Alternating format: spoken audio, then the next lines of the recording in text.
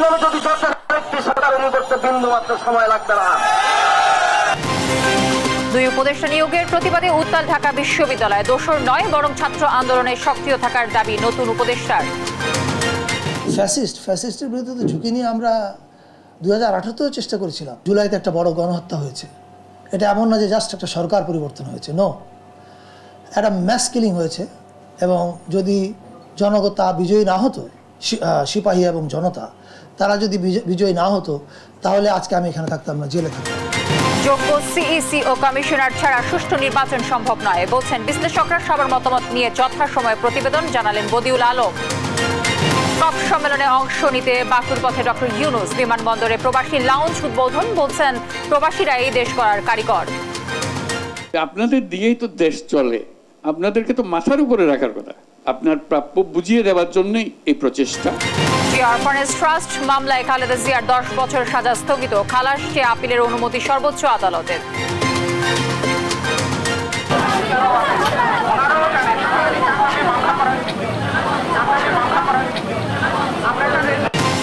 গাজীপুরে আবারও সড়ক অবরোধ। বেতন না পাওয়া পর্যন্ত আন্দোলনের হুঁশিয়ারি। ফতুল্লায় শ্রমিকদের বিক্ষোভ ভাঙচুর।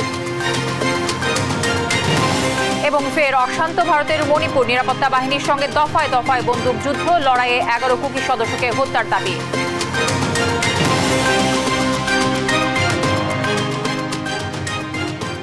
দর্শক, সংবাদ সন্ধ্যায় শুনছিলেন KSTM টিভার সংবাদ শিরোনামগুলো। সঙ্গে থাকছে আমি তানজিয়া যুথি।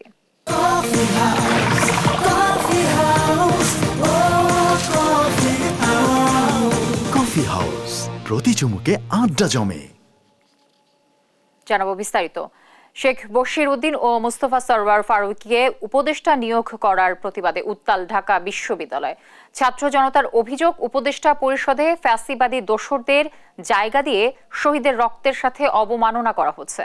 সোমবার বিশ্ববিদ্যালয়ের রাজু ভাস্কর্যের বৈষম্য বিরোধী ছাত্র আন্দোলন বিক্ষোভ মিছিলে এসব কথা বলেন বিক্ষুব্ধরা। এ সময় শিক্ষার্থীরা বলেন, ছাত্র জনতার সিদ্ধান্ত ছাড়া উপদেষ্টা নিয়োগের বিষয়টি কোনোভাবেই মেনে নেবে না ছাত্র সমাজ। তারা জানান, জুলাই অগস্টে ফেসবুকে 2-1টা পোস্ট দিয়েই অনেকেই উপদেষ্টা হয়ে যাচ্ছেন। অভিযোগ, ভারতের দালালি করা ব্যক্তিরাও ডাক পাচ্ছেন বঙ্গভবনে, যেটি অভ্যুত্থানের সাথে বেইমানি। এ সময় উত্তরবঙ্গের কোনো জেলা থেকে উপদেষ্টা নিয়োগ না পাওয়ার বিষয়টি নিয়ে সমালোচনাও করেন আন্দোলনকারীরা। ফ্যাসিবাদের নুন খেয়ে যারা গুণ গিয়েছে, তাদেরকে 24 পরবর্তী বাংলাদেশে আমরা কোন ফরম্যাটেই তাদের পুনর্বাসন আমরা দেখতে চাই না। উপদেষ্টাদেরকে স্পষ্ট করতে হবে, গত 16 বছরে তাদেরকে আপনারা নিয়োগ দিচ্ছেন, গত 16 বছরে তাদের অবদান কি? কোন সমঝোতার ভিত্তিতে তারা পুনর্বাসিত হচ্ছে, আর ছাত্র নাগরিকের সাথে 24-এর গণ অভ্যুত্থানের সাথে আপনারা প্রতারণা করছেন। দায়িত্ব গ্রহণের পর প্রথম কর্মদিবসে সচিবালয়ে অফিস করেন বাণিজ্য উপদেষ্টা শেখ বশির উদ্দিন এবং সংস্কৃতি উপদেষ্টা মুস্তফা সরওয়ার ফারুকী ও খাদ্য উপদেষ্টা আলী ইমাম মজুমদার। দায়িত্ব বুঝে নিয়েই জনগণের ক্রয় ক্ষমতা বাড়ানোর উপর গুরুত্ব দেন বাণিজ্য উপদেষ্টা। সেই সঙ্গে সংস্কৃতি জগৎকে বিকশিত করতে কাজ করে যাওয়ার কথা জানান সংস্কৃতি উপদেষ্টা। আরো জানাচ্ছেন NI নাহিদ। উপদেষ্টা হিসেবে দায়িত্ব গ্রহণের পর সোমবার প্রথম কার্যদিবসে সচিবালয়ে আসেন বাণিজ্য এবং বস্ত্র ও পাট মন্ত্রণালয়ের উপদেষ্টা শেখ বশির উদ্দিন এবং সংস্কৃতি উপদেষ্টা মোস্তফা সরওয়ার ফারুকী ও খাদ্য উপদেষ্টা আলী ইমাম মজুমদার। এ সময় তাদেরকে মন্ত্রণালয়ে ফুলেল শুভেচ্ছায় স্বাগত জানান বিভিন্ন দপ্তরের কর্মকর্তারা। নতুন দায়িত্বে এসে জনসাধারণের ক্রয় ক্ষমতা বাড়াতে কাজ করার প্রতিশ্রুতি দেন বাণিজ্য উপদেষ্টা শেখ বশির উদ্দিন। ক্রয় সক্ষমতা বাড়ানোর ক্ষেত্রে যতটুকু সম্ভব রাষ্ট্রীয় যন্ত্রের যে সুযোগগুলো আছে এগুলোকে পরিপূর্ণভাবে কাজে লাগানোই হবে আমার কাজ। আমার সহকর্মী যারা আছেন তাদের সকলের সমন্বিত প্রয়াসেই এই কাজটা করাই হবে আমার মূল কাজ। দায়িত্ব পেয়ে সম্মিলিতভাবে কাজ করে সাহিত্য, সংস্কৃতি, চলচ্চিত্রে দেশকে এগিয়ে নেয়ার আশা প্রকাশ করেন সংস্কৃতি উপদেষ্টা মোস্তফা সরওয়ার ফারুকী। জানান, দেশের নাটক, সিনেমা, চলচ্চিত্র কখনোই বন্ধ হবে না। এ সময় সাংবাদিকদের এক প্রশ্নের জবাবে ফ্যাসিস্টদের সঙ্গে সম্পর্কের কথা অস্বীকার করেন ফারুকী। ফ্যাসিস্টের বিরুদ্ধে তো ঝুঁকি নিয়ে আমরা 2018-তেও চেষ্টা করেছিলাম। আমার তো বলার প্রয়োজন নাই যে আমি ভাই ফ্যাসিস্ট বিরোধী, সুতরাং আমাকে এই দায়িত্বটা দাও। নো, আমি দায়িত্বটা তখনই নিতে রাজি হয়েছি যখন আমি মনে করেছি যে আমি কাজটা হয়তো করতে পারবো। আমি ফ্যাসিস্ট বিরোধী কিনা তার জন্য পুরস্কার হিসেবে আমার কাজ প্রয়োজন নেই। এদিকে খাদ্য ঘাটতি পূরণের নতুন কিছু চুক্তি হয়েছে জানিয়ে মজুতদারদের বিরুদ্ধে ব্যবস্থা নেয়ার কথা জানান খাদ্য উপদেষ্টা আলী ইমাম মজুমদার। অলরেডি ট্যাক্স উঠাই দেওয়া হয়েছে, সকল প্রকার ট্যাক্স উঠাই দেওয়া হয়েছে খাদ্য আমদানির উপরে। আর আপনার করা হয়েছে কি জানি বলে আপনার সরকারিভাবেও আমরা আমদানির জন্য বিভিন্ন রকম কতগুলি পদক্ষেপ নেওয়া হয়েছে, অলরেডি কয়েকটা চুক্তি হয়েছে। দেশের উন্নতি, সমৃদ্ধি ও মানুষের কষ্ট লাঘবে নতুন উপদেষ্টারা তৎপর হবেন আশা সাধারণের। NI নাহিদ, দেশ টিভি, ঢাকা। মোস্তফা সরওয়ার ফারুকী সহ আওয়ামী লীগের ঘনিষ্ঠদের উপদেষ্টা করেছেন ডক্টর ইউনূস, এমন অভিযোগ বিএনপি চেয়ারপারসন উপদেষ্টা মোয়াজ্জেম হোসেন আলালের। আর অন্তর্বর্তী সরকার অনেক সংস্কারের কথা বলেও বাস্তবে কোনো সংস্কার দেখছে না দলটির স্থায়ী কমিটির সদস্য মেজর অবসরপ্রাপ্ত হাফিজউদ্দিন আহমদ। এদিকে স্থায়ী কমিটির আরেক সদস্য আব্দুল মুইন খান বলেছেন, বিএনপিকে সঙ্গে নিয়ে আওয়ামী লীগের গণতন্ত্রের জন্য আন্দোলনে নামার বক্তব্য হাস্যকর। কায়েস রাত জানাচ্ছেন বিস্তারিত। জাতীয় বিপ্লব ও সংহতি দিবস উপলক্ষে ঢাকার রিপোর্টার্স ইউনিটিতে আলোচনা সভা করে জাতীয়তাবাদী মুক্তিযোদ্ধা দল। এ সময় আওয়ামী ঘরানার অনেককেই উপদেষ্টা করা হচ্ছে বলে অভিযোগ করেন বিএনপি চেয়ারপারসনের উপদেষ্টা সৈয়দ মোয়াজ্জেম হোসেন আলাল। বলেন, ফারুকী ও তার স্ত্রীর আওয়ামী ঘনিষ্ঠতার প্রমাণ সোশ্যাল মিডিয়ায় ঘুরছে। মোস্তফা সরওয়ার ফারুকীর স্ত্রী হচ্ছেন অভিনেত্রী তিশা এবং মোস্তফা সরওয়ার ফারুকীর অসংখ্য ছবি শেখ হাসিনা এবং তার আওয়ামী লীগের পান্ডাদের সঙ্গে এখনো সোশ্যাল মিডিয়ায় ঘুরে বেড়াচ্ছে। দলটির স্থায়ী কমিটির সদস্য হাফিজউদ্দিন আহমেদ বলেন, অন্তর্বর্তী সরকারকে বিএনপি সমর্থন জানালেও দীর্ঘমেয়াদে পাশে থাকবে না। দ্রুত প্রয়োজনীয় সংস্কার শেষে নির্বাচন দেওয়ার আহ্বানও জানান তিনি। সংস্কার করবেন কই? সংস্কার তো দেখছি না, কোথাও তো কোনো সংস্কার দেখছি না। অল্প সময়ের মধ্যে নির্বাচনী সংস্কার করে নির্বাচন দেন, বাকি সংস্কার করবে নির্বাচিত প্রতিনিধিরা। এদিকে ড্যাব আয়োজিত অনুষ্ঠানে অংশ নেন বিএনপির স্থায়ী কমিটির আরেক সদস্য আব্দুল মুইন খান। বলেন, স্বল্প সময়ের মধ্যেও সুষ্ঠু নির্বাচন সম্ভব। বিএনপিকে নিয়ে আওয়ামী লীগের আন্দোলন করার ইচ্ছেকে হাস্যকর বলেও মন্তব্য করেন তিনি। আওয়ামী লীগ মুখে গণতন্ত্রের কথা বলে, আমরা কয়েকদিন আগে বলেছি তারা নাকি আবার গণতন্ত্রের আন্দোলন করবে বিএনপির সঙ্গে একযোগ হয়ে। তো এর চেয়ে হাসির কথা আর কিছু হতে পারে না। আওয়ামী লীগের মুখোশ জনগণের কাছে উন্মোচিত হয়েছে, সেই মুখোশ উন্মোচিত করে রাখতে হবে। যে ভোটের অধিকারের যে আন্দোলন, বাংলাদেশের মানুষের কথা বলার যে অধিকারের আন্দোলন, সেই আন্দোলনের সর্বশেষ ধাপটি হবে যে নির্বাচনের পরে সত্যিকার নির্বাচিত জনপ্রতিনিধিদের হাতে এদেশের পরিচালনার দায়িত্ব ভার তুলে দিতে হবে। গণতন্ত্র এগিয়ে নিতে দ্রুত ও সুষ্ঠু নির্বাচন করতে পারলেই অন্তর্বর্তী সরকার সফল হবে বলে মন্তব্য করেন বিএনপি নেতারা। কায়েস রাহাত, দেশ টিভি, ঢাকা। যোগ্য সিইসি ও কমিশনার ছাড়া সুষ্ঠু নির্বাচন সম্ভব নয় বলে মন্তব্য করেছেন সাবেক সিইসি মোহাম্মদ আবু হেনা। এদিকে নির্বাচন ব্যবস্থা সংস্কারের সবার মতামত নিয়ে যথাসময়ে প্রতিবেদন জমা দেওয়া হবে বলে জানিয়েছেন সংস্কার কমিশন প্রধান ডক্টর বদিউল আলম মজুমদার। রাজনৈতিক সংশ্লিষ্টরা নেই, কিন্তু সুনাম আছে এমন ব্যক্তিকে প্রধান নির্বাচন কমিশনার করা উচিত বলে জানান বিশ্লেষকরা। আরও জানাচ্ছেন মোহাম্মদ সাকিব। নির্বাচন ব্যবস্থা সংস্কারে সংশ্লিষ্টদের পরামর্শ ও সুপারিশ নিচ্ছেন ডক্টর বদিউল আলম মজুমদারের নেতৃত্বাধীন এ সংক্রান্ত কমিশন। এরই অংশ হিসেবে সোমবার আগারগাঁও নির্বাচন ভবনে সাবেক প্রধান নির্বাচন কমিশনার মোহাম্মদ আবু হেনার সঙ্গে বৈঠক করেন তারা। সভায় যোগ্য ব্যক্তিকে সিইসি করার পরামর্শ দিয়ে সাবেক সিইসি আবু হেনা জানান, সংস্কার কমিশন সঠিক পথেই হাঁটছে। নির্বাচনে তৃণমূল থেকে প্রার্থী দিতে রাজনৈতিক দলগুলোর প্রতি আহ্বানও জানান তিনি। প্রার্থী নির্বাচনটা আরও সুষ্ঠু হওয়া দরকার এবং এটা উপর থেকে আরোপ করা নয়, এটা হচ্ছে নিচে থেকে from bottom up, not from up to top to bottom, এটা নয়। সংস্কারের বিষয়ে অনেকগুলো ইস্যুর গভীরে যাওয়ার চেষ্টা করেছেন বলে জানিয়েছেন সংস্কার কমিশন প্রধান বদিউল আলম মজুমদার। সংখ্যানুপাতিক নির্বাচন প্রসঙ্গে তিনি বলেন, নির্বাচনে নতুন পদ্ধতির প্রয়োজন নেই, প্রয়োজনে সংবিধান সংশোধন করা যেতে পারে। যেই সবগুলো বিষয়গুলো পর্যালোচনা করছি, যেগুলো অগ্রাধিকার হিসাবে নিয়েছি, সেগুলো ওনার মতে, ওনার অভিজ্ঞতার আলোকে সঠিক পথে আছি, এবং এটা একটা বড় পাওনা। তত্ত্বাবধায়ক সরকার ব্যবস্থার বিষয়ে রিট নিষ্পত্তির পর কথা বলবেন বলেও জানান নির্বাচন ব্যবস্থা সংস্কার কমিশন প্রধান। উনি অনেক কথা বলেছেন। ওকে, অনেক কথা। মোহাম্মদ সাকিব, দেশ টিভি, ঢাকা। অভিবাসী শ্রমিকরাই দেশ গড়ার কারিগর, তাদের যোগ্য মর্যাদা দিতে হবে বলে নির্দেশনা দিয়েছেন প্রধান উপদেষ্টা ডক্টর মোহাম্মদ ইউনূস। শীঘ্রই ছাপানো পাসপোর্টের পরিবর্তে পাসপোর্টের পূর্ণাঙ্গ সেবার প্রতিশ্রুতি দেন তিনি। সোমবার হযরত শাহজালাল আন্তর্জাতিক বিমানবন্দরে দেশের অভিবাসী শ্রমিকদের জন্য একটি বিশেষ লাউঞ্জ উদ্বোধন করে কথা বলেন প্রফেসর ইউনূস। বিস্তারিত শামীমা আক্তারের রিপোর্টে।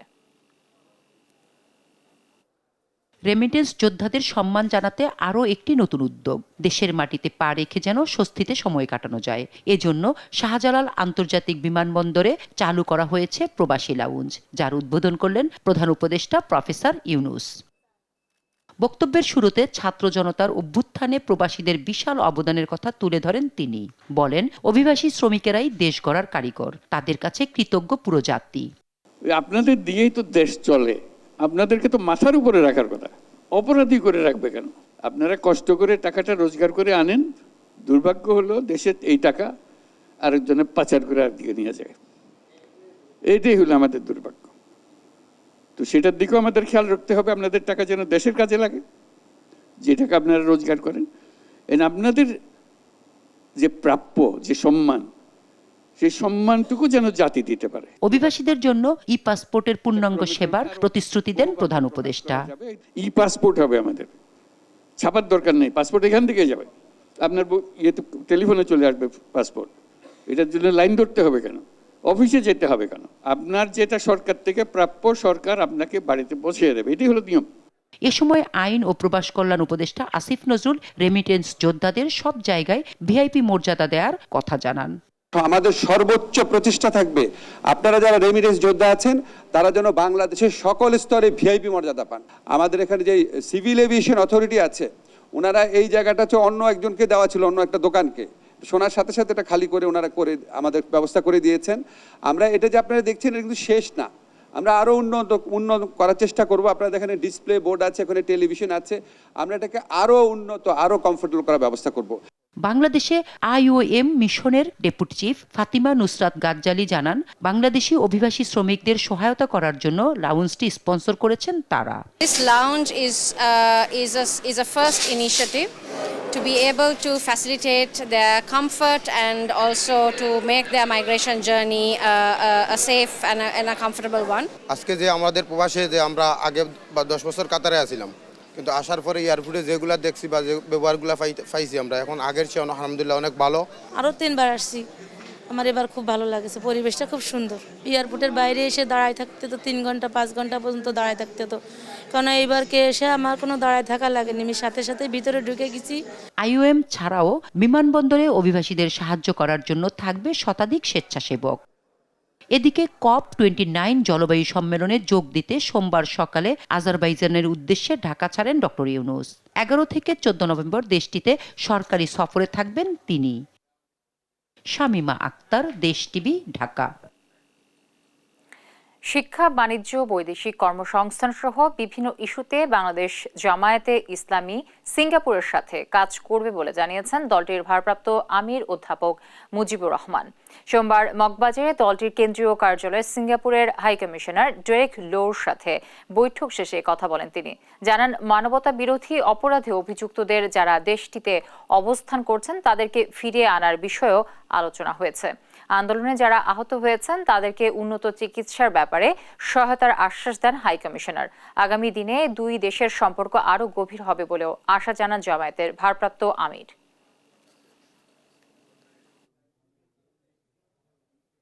আমাদের দেশ থেকে বেশিরভাগ জনশক্তি সেখানে যাতে আমরা পাঠাইতে পারি, শিক্ষা উচ্চশিক্ষা গ্রহণের জন্য ছাত্রদেরকে বৃত্তিসহ তাদেরকে যাতে আমরা এই অধিকার দিতে পারি।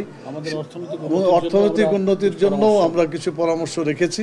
আর্টিফিশিয়াল মানে অঙ্গ প্রত্যঙ্গ করার ব্যাপারে, চিকিৎসা করার ব্যাপারে তাদের সহযোগিতা কামনা করা হয়েছে।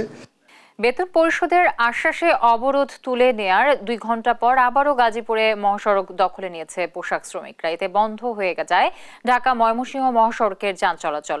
শ্রমিকদের দাবি, আগেও আশ্বাস দিয়ে বেতন পরিশোধ করা হয়নি। এদিকে ফের সড়ক অবরোধ করায় দেখা দিয়েছে তীব্র যানজট। সহকর্মী নজরুল ইসলামের রিপোর্ট, জানাচ্ছেন আপন অপু। পোশাক শ্রমিকদের বকেয়া বেতন পরিশোধের ব্যবস্থা করার দায়িত্ব নিয়েছেন শ্রম সচিব। তার অনুরোধে 53 ঘন্টা পর সোমবার দুপুরে সড়ক ছেড়ে দেয় বিক্ষুব্ধ শ্রমিকরা। শ্রম মন্ত্রণালয়ের সচিব মহোদয় শ্রমিকদের উদ্দেশ্যে এখানে কথা বলছেন। এই অনুষ্ঠানে সেনাবাহিনী, আমাদের ইন্ডাস্ট্রিয়াল পুলিশ এবং মাননীয় ইউনু মহোদয় উপস্থিত ছিলেন এবং কলকারখানার লোকজন ছিলেন। এখন শ্রমিকদেরকে জানানো হয়েছে যে মাননীয় সচিব মহোদয় উনি আগামী রবিবারের মধ্যে 6 কোটি টাকার ব্যবস্থা করে দেবেন এবং বাকি যে তাদের পাওনা আজকেই এখন আমাদের ইউনু মহোদয়ের নেতৃত্বে তাদের 5 সদস্য বিশিষ্ট একটা কমিটি নিয়ে সচিব মহোদয়ের অফিসে যাবেন এবং ওইখানে গিয়ে অবশিষ্ট পাওনাদের ব্যাপারে মালিক সহ চূড়ান্ত একটা সিদ্ধান্ত হবে। কিন্তু 2 ঘন্টা পরই আবারও গাজীপুরের মালিকের বাড়ি এলাকায় সড়ক অবরোধ করে শ্রমিকরা। বন্ধ হয়ে যায় ঢাকা ময়মনসিংহ মহাসড়কের যান চলাচল। শ্রমিকরা বলছেন, বকেয়া বেতনের টাকা হাতে দিতে হবে, তারপর ছাড়বেন সড়ক। তাদের দাবি, বেতন পরিশোধের আশ্বাস আগেও দেয়া হয়েছিল, এখন তারা আর আশ্বাসে বিশ্বাস রাখতে চান না। এদিকে দুপুরে অবরোধ তুলে নিলে 53 ঘন্টা পর ঢাকা ময়মনসিংহ রুটে যান চলাচল স্বাভাবিক হওয়া শুরু করলেও 2 ঘন্টার ব্যবধানে আবারও শ্রমিকরা সড়ক দখল করলে দেখা দেয় তীব্র যানজট। নিউজ ডেস্ক, দেশ TV. Mr. Noodles, amazing taste. Mr. Noodles, enjoy the best. অবরোধের সবশেষ খবরাখবর জানাতে গাজীপুর থেকে এই মুহূর্তে সরাসরি যুক্ত হচ্ছেন আমাদের সহকর্মী নজরুল ইসলাম। নজরুল, অবরোধ তুলে নেওয়ার পর শ্রমিকদের ফের সড়কে নামার কারণ কি এবং সার্বিক সেখানকার চিত্র কেমন দেখছেন? যানজটের কোনো অবস্থা আছেন কিনা, সব মিলিয়ে জানাবেন। জ্যোতি, আপনি যেমনটা বলছিলেন, আপনি জানেন যে গাজীপুরের মালিকের বাড়ি এলাকায় কিন্তু আপনার টিএনজি ফ্যাশন যে লিমিটেড পোশাক কারখানা রয়েছে, এটা 6টি প্রতিষ্ঠানের কিন্তু প্রায় 12,500 শ্রমিক কিন্তু বিভিন্নভাবে আন্দোলন করে যাচ্ছে এবং দুপুরে শ্রম মন্ত্রণালয়ের অধীনে কিন্তু যে প্রশাসনের লোকজন রয়েছে তারা কিন্তু শ্রমিকদের বুঝিয়ে শুনিয়ে রাস্তা থেকে সরিয়ে দিয়েছিলেন। তারপরে কিন্তু আপনার 2টা থেকে 2:15 মিনিট পর্যন্ত কিন্তু গাড়ি চলেছে এবং আপনারা জানেন যে স্বাভাবিকভাবে চলছে। 2টার পরে হঠাৎ করে আবার সড়ক অবরোধ করছেন এবং তারা যেটা জানিয়েছেন সাধারণ শ্রমিকরা, যে এখানে কিন্তু তারা টাকা নগদ চাচ্ছেন, হাতে পেয়ার পরেই কিন্তু আবার সড়কে ছাড়বেন, এরকমটাই কিন্তু জানিয়েছেন। আপনি জানেন যে এখানে কিন্তু আইন শৃঙ্খলা বাহিনী এবং সেনা সদস্য যে বিশেষ দায়িত্বে যারা রয়েছেন তারা কিন্তু চেষ্টা করছেন শ্রমিকদের বোঝানোর। আমি যদি দেখাতে চাই, সেনাবাহিনীর পক্ষ থেকে কিন্তু শ্রমিকদের সড়ক অবরোধ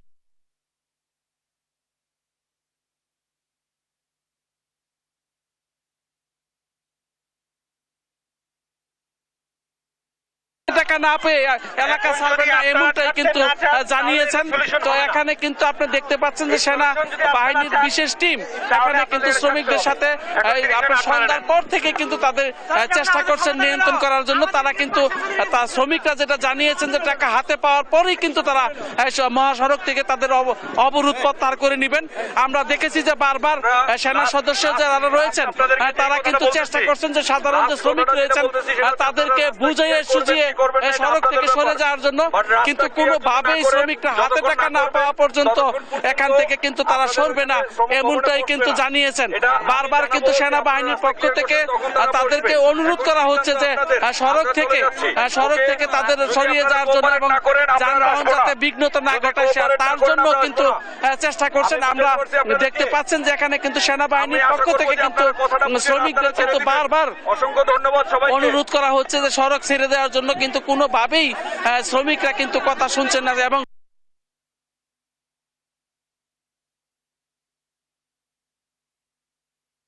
তবে আমরা এখন কিন্তু উত্তপ্ত অবস্থা তৈরি হয়েছে শ্রমিকদের মাঝে। শ্রমিকরা এদিকে দেখতে পাচ্ছেন, শ্রমিকরা কিন্তু তাদের টাকা হাতে পেয়ে তারপরে সড়ক থেকে সরবেন এরকমটাই জানিয়েছেন এবং তারা সড়ক ছাড়বেন না। এবং তাদের যে 32 জনের একটা টিম শ্রম মন্ত্রণালয়ে গিয়েছে, তাদেরকে সেই শ্রম মন্ত্রণালয় থেকে সচিবের সাথে সাক্ষাৎ করার জন্য এখান থেকে গিয়েছে, এরকমটাই কিন্তু তারা জানিয়েছেন। তারা না আসা পর্যন্ত এখানে তারা অবস্থান নিবেন। এইরকম একজনের সাথে কথা বলতে চাই যে আপনি কি সমস্যা হয়েছে বলেন তো একটু। এখানে দাঁড়িয়েছেন কেন আপনারা? আমাদের মানে বাসা হাতে বার করে দিয়েছে, আমরা খাবো কি, আমরা থাকবো কোথায়? বাড়িওয়ালা রুম ভাড়ার জন্য চাপ দিয়েছে, আমরা কোথায় যাবো এখন আপনি বলেন? মালিক পক্ষের কাছ থেকে সেনাবাহিনী একা 4-5 বার হলো সময় নিল। তাকে আমি প্রশ্ন করি সেনাবাহিনীদেরকে, মানে মালিক বড় হলো না সেনাবাহিনী বড় হলো? আপনি বলেন,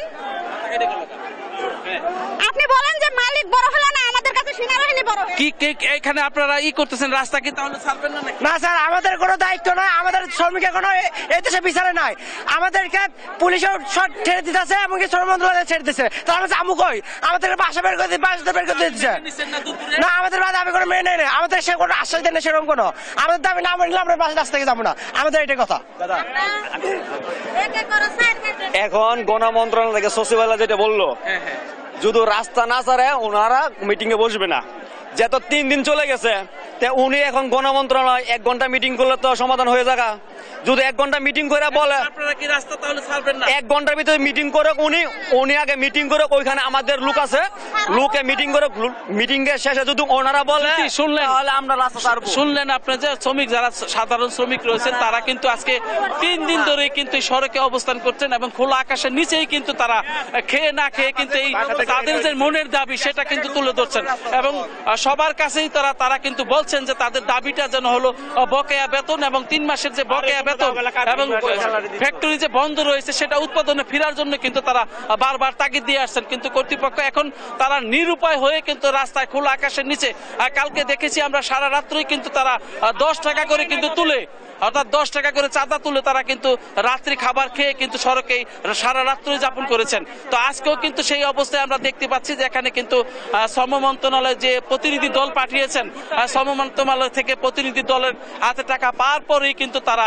ছাড়বেন। তারা বলছেন যে বাসা বাড়ি কিন্তু এখন তারা যেতে পারছেন না, দোকান থেকেও বাকি দিচ্ছেন না। এরকম অবস্থায় কিন্তু নিরুপায় হয়ে কিন্তু তারা রাস্তায় অবস্থান করছেন। জ্যোতি, এই ছিল আমার কাছে গাজীপুর মালিকের বাড়ি শ্রমিক আন্দোলন থেকে সর্বশেষ। গাজীপুর থেকে যুক্ত হয়েছিলেন আমাদের সহকর্মী নজরুল ইসলাম। এদিকে বকেয়া বেতনের দাবিতে নারায়ণগঞ্জের ফতুল্লার বেসিক শিল্পনগরীর ক্রনি গ্রুপের 2টি কারখানার শ্রমিকরা ঢাকা ময়মনসিংহ সড়ক অবরোধ করে বিক্ষোভ করছে। সোমবার সকাল 10:30টার দিকে কয়েকশো শ্রমিক সড়কে নেমে বিক্ষোভ শুরু করে। এ সময় শ্রমিকদের একটি দল বেসিক শিল্পাঞ্চলের ভেতর কয়েকটি কারখানায় ভাঙচুর চালালে বেশিরভাগ কারখানা ছুটি ঘোষণা করে কর্তৃপক্ষ। শ্রমিকরা জানায়, ক্রনি গ্রুপের অবন্তী কালার টেক্সট লিমিটেড কারখানার প্রায় 5,000 শ্রমিক কাজ করেন। এর মধ্যে কয়েক শত শ্রমিকদের কয়েক মাসের বকেয়া বেতন না দিয়ে চাকরিচ্যুত করা হয়। এদিকে ঘটনাস্থলে আইনশৃঙ্খলা বাহিনীর সদস্যরা অবস্থান নিয়েছে। আন্তর্জাতিক প্রসঙ্গ, ভারতের মণিপুরে নিরাপত্তা বাহিনীর সাথে বন্দুকযুদ্ধে নিহত হয়েছে 11 সশস্ত্র কুকি সদস্য। সোমবার রাজ্যটির জিরিবাম জেলায় বন্দুকযুদ্ধের এই ঘটনা ঘটে। এতে সেন্ট্রাল রিজার্ভ পুলিশ ফোর্সের বেশ কয়েকজন সদস্য আহত হয়। এই ঘটনায় ওই অঞ্চলে থমথমে পরিবেশ বিরাজ করছে বলে জানিয়েছে এনডিটিভি সহ বেশ কয়েকটি ভারতীয় গণমাধ্যম। রাহেন কবির শুভ্রর ডেস্ক রিপোর্ট। আদিবাসী নারীকে ধর্ষণের পর জীবন্ত পুড়িয়ে মারার পর জাতিগত সহিংসতায় ফের উত্তপ্ত ভারতের মণিপুর রাজ্য। এর মধ্যে সোমবার রাজ্যটির জিরিবাম জেলায় নিরাপত্তা বাহিনীর সদস্যদের সাথে তুমুল সংঘর্ষ ও বন্দুকযুদ্ধ হয়। বন্দুকযুদ্ধে নিহত হন বেশ কয়েকজন কুকি সদস্য। সূত্রের দাবি, জিরিবাম পুলিশ স্টেশনে দুপাশ থেকে অতর্কিত হামলা শুরু করে সন্দেহভাজন সশস্ত্র কুকি বিদ্রোহীরা। তাদের প্রতিহতে পাল্টা আক্রমণে যায় পুলিশ সদস্যরা। এতে আহত হয়েছেন সেন্ট্রাল রিজার্ভ পুলিশের বেশ কিছু সদস্য। এ ঘটনায় ওই অঞ্চলে থমথমে পরিবেশ বিরাজ করছে বলে জানিয়েছে ভারতীয় গণমাধ্যম। কুকি এবং জোদের যৌথ সংগঠন ITLF এর দাবি বীরেন সিংহের ইন্ধনেই মেইতেরা বাফার জোন অগ্রাহ্য করে কুকিদের এলাকা দখল করছে, গ্রাম পুড়িয়ে দিচ্ছে। সেই সঙ্গে কেন্দ্রীয় সরকার নীরব দর্শকের ভূমিকা পালন করছে বলেও অভিযোগ করে ITF। সরকারি হিসেবে 2023 সালের মে মাস থেকে ধারাবাহিক সংঘাতে মণিপুর রাজ্যে এ পর্যন্ত নিহত হয়েছে প্রায় 250 জন। পাশাপাশি এখনও গৃহহীন অন্তত 60,000 মানুষ। এত বড় ঘটনার পরও এখনও মণিপুর সফরে যাননি দেশটির প্রধানমন্ত্রী নরেন্দ্র মোদী। এ নিয়ে নতুন করে বিরোধী দলগুলোর তোপের মুখে পড়েন বিজেপি নেতৃত্বাধীন NDA জোট সরকার।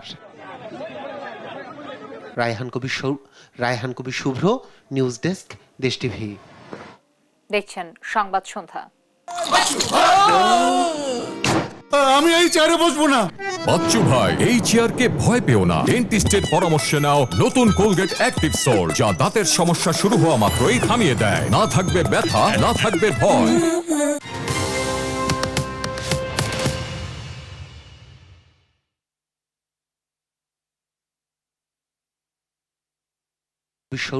রায়হান কবির শুভ্র, জোট সরকার। রায়হান কবির শুভ্র, নিউজ ডেস্ক, দেশ টিভি।